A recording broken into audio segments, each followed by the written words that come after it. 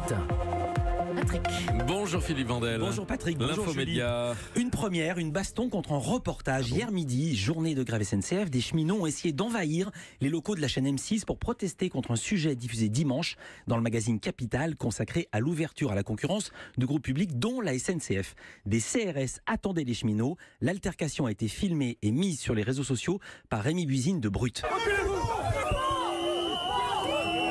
Sur ces images, on voit les CRS refouler les cheminots en colère à l'aide de matraques. Pourquoi cette colère ? Car les manifestants ont trouvé ce sujet à charge. Par exemple, Capital montre la différence entre la France et l'Italie où les tarifs du train ont baissé avec la concurrence ou avec l'Allemagne. Les conducteurs y sont mieux payés mais ils travaillent plus longtemps et doivent également nettoyer les trains. En France, Capital s'est penché sur le cas de Transdev, filiale de Veolia. Son directeur, si l'entreprise est rentable, selon lui, c'est en partie grâce à la polyvalence comme en Allemagne.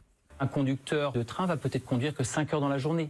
Donc l'idée, c'est de complémenter ces 5 heures par faire un peu de maintenance de premier niveau sur le train ou, quand c'est des trains diesel, d'aller faire le plein. Ce genre de tâches pour optimiser encore une fois le service rendu et permettre d'avoir une optimisation des coûts. D'après un rapport remis au gouvernement, la suppression entre autres du statut des cheminots permettrait de réduire un écart de compétitivité d'au moins 30% par rapport aux règles du marché. Et la CGT et Sudrail contestent ces chiffres. Question, pourquoi Capital n'a pas parlé de l'Angleterre où les prix ont flambé ? Les journalistes expliquent qu'en Angleterre, il y a eu privatisation et non pas une simple ouverture à la concurrence, pas comme en France. Capital voulait en outre filmer le quotidien des cheminots dans les dépôts par exemple, mais au dernier moment, la SNCF n'a pas donné l'autorisation de tournage, d'où peut-être cette sensation de déséquilibre. M6 a refusé tout commentaire public, mais dans l'après-midi, la chaîne a porté plainte pour acte de vandalisme. Je cite le communiqué, la pluralité des points de vue est fondamentale, mais elle ne peut s'exprimer par la violence.